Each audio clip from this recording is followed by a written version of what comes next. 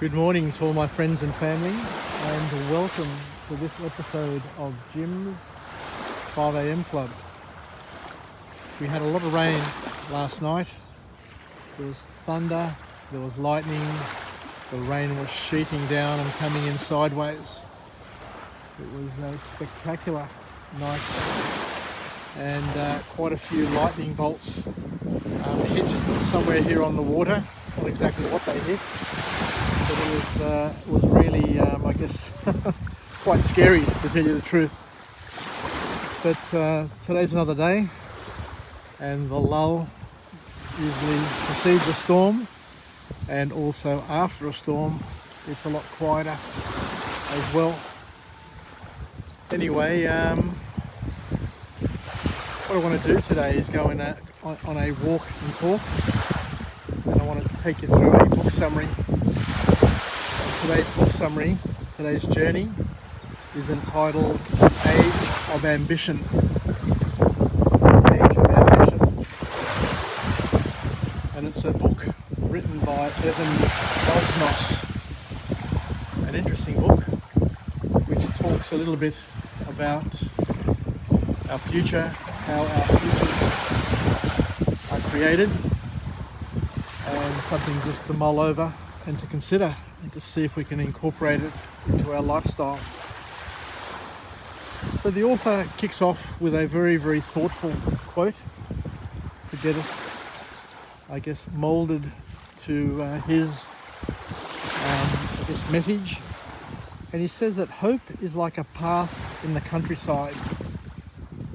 Originally, there was no path, but once people began to pass, amazingly, a path appears. So, just goes to show that somebody needs to lead, somebody needs to be the first, that the future never presents itself unannounced, I guess, is a key message.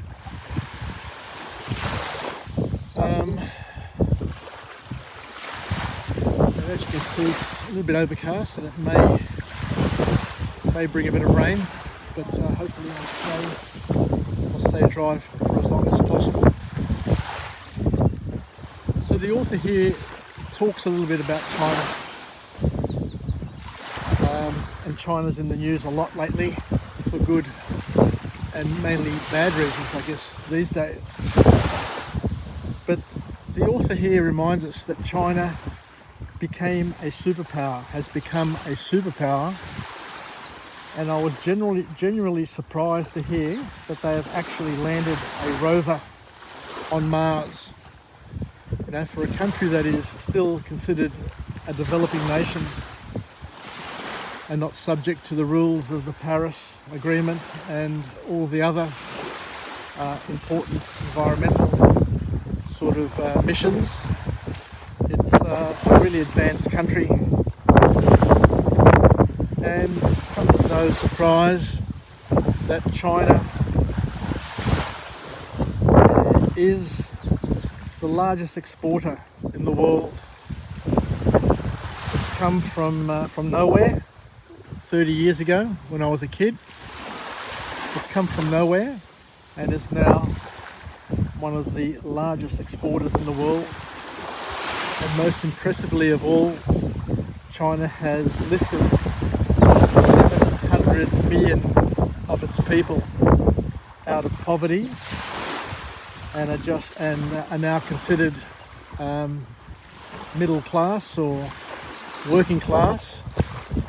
But it's lifted 700 million. I think the number now is closer to 800 million people out of poverty. People who now have choices. People who now are working, have an income, and can spend that money on something, have dreams.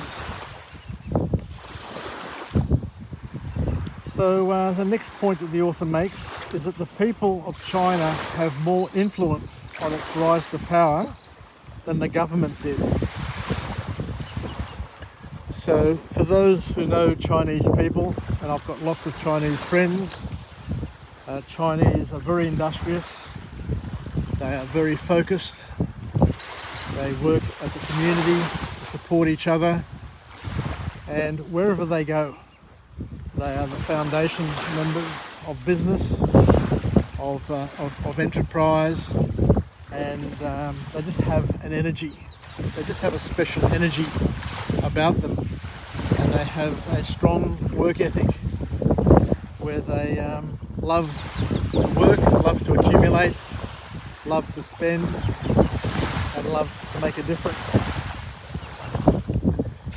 So what the author here is saying here is that it's the Chinese people who have made China the real superpower rather than the other way around, because the Chinese, just like many other nationalities, were migrants to other countries, and wherever they've been, wherever they've gone, they've made a positive contribution, a positive difference, because as we said, they left poverty, and once they came across opportunity, they grabbed it with both hands and didn't waste it.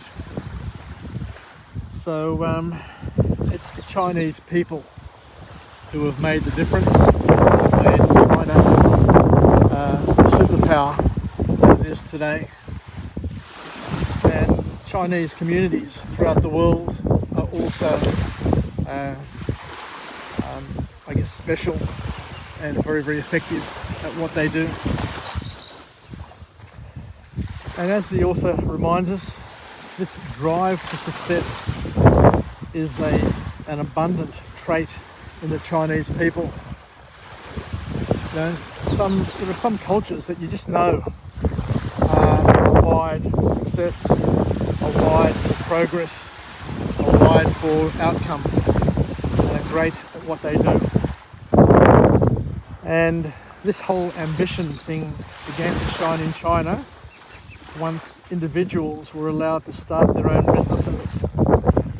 And because Chinese are one of those groups of people who absolutely love the rags to riches stories. They strive for the best schooling, and they can get and work really, really hard. So you've got all the traits, all the elements of success, which is a cultural sort of make-up of the Chinese race, according to the author.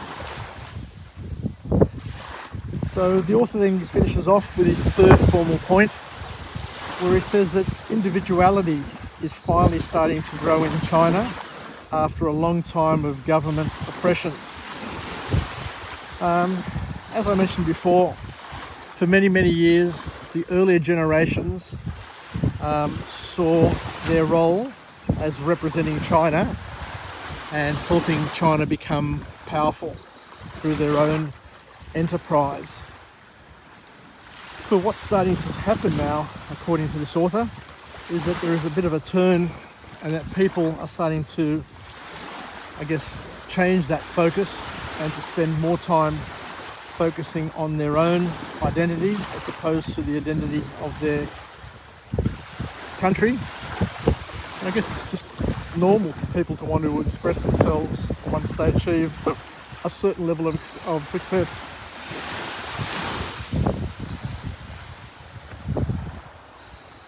So in the past, popular songs would always use the words we as opposed to I, but that has changed over the last decade or so, once again suggesting and leading one to think and understand that times are changing.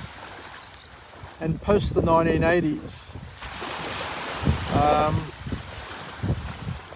it's become more of a me generation as opposed to a we generation. So there is a big change happening in China. So people are now choosing for themselves and focusing on their own experiences and freedoms of choice.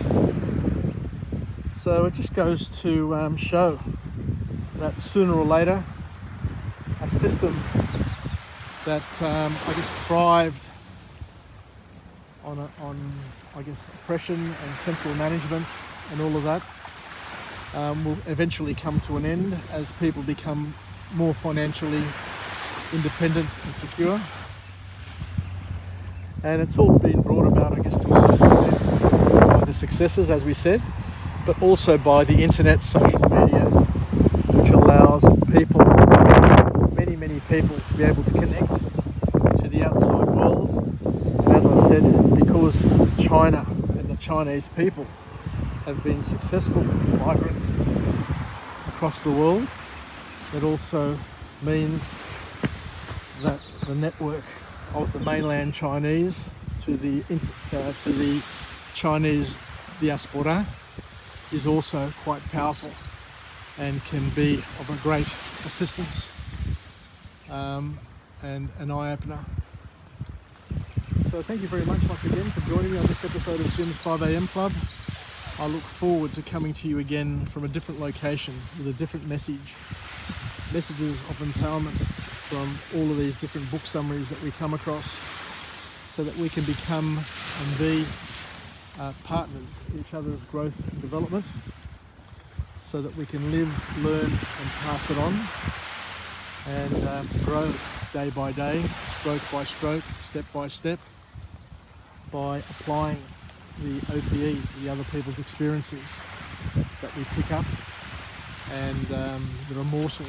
Every single book that I read, every single vlog that I do, I reinforce and I learn something new every single time. And the trick, of course, is to incorporate it into our lifestyles, because learning is the process of attaching the unknown to the known. And the more we know, the more we're capable of knowing. So it's interesting seeing this guy rowing in, even though he's got a motor on the back. Maybe his motor conked out with the wet weather. Anyway, thanks once again, and I look forward to coming to you from a different location with a different message, and we'll chat again. Yasas, bye for now. This is Jim signing off from Jim's 5am Club, where we've just gone through a book summary entitled The Age of Ambition by Evan Osmos. Yasas, and bye for now.